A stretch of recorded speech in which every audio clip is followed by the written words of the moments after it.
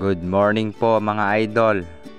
Heto, magbigay ulit tayo ng tips sa mga followers ko at non-followers na laging sumusuport sa akin.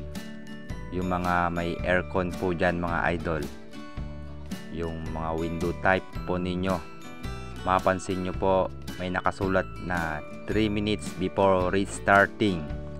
Ito, ipa-explain ko po sa inyo mga idol kung ano po ang ibig sabihin ng 3 minutes before restarting. Ayan, ang ibig sabihin niyan mga idol, kung naka-open na po ang inyong mga window type or aircon na nasa setting na low cool or medium cool o high cool, naka-open po siya, bigla nyo pong in-off, tapos i-open nyo uli siya, ay dapat maghintay po ng 3 to 5 minutes bago nyo po i-restart uli yung inyong mga aircon mga idol.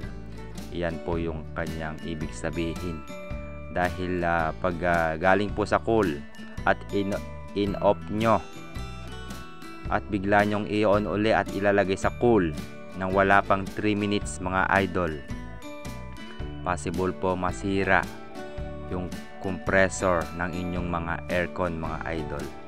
Maghintay po tayo ng 3 minutes before natin i-restart yung aircon na ilalagay sa cooling mga idol, para po hindi po masira yung compressor ng ating mga aircon mga idol. Yan po yung safety ng ating mga aircon. Huwag po natin agad-agad na i-open kapag bigla pong inilagay nyo sa off na umaandar yung inyong mga aircon na nasa cooling, ay bigla nyo pong in-off at nilagay uli sa cool nang wala pang 3 minutes, ay possible po siyang masira yung compressor. Hindi po agad yan mag-i-start yung compressor mga idol. Ayan, mapansin nyo yung may nakalagay na 3 minutes before restarting mga idol. Lahat po ng window type yan mga idol, mapansin nyo may nakalagay na 3 minutes before restarting. Ayan po yung ibig sabihin po niyan mga idol.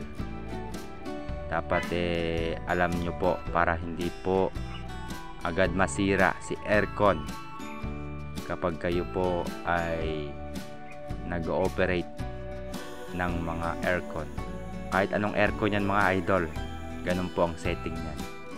Dapat naghihintay po kayo ng 3 to 5 minutes kapag galing po sa cooling na bigla nyong in-off at i-open uli na ilalagay sa cooling. Wait nyo po ng 3 to 5 minutes.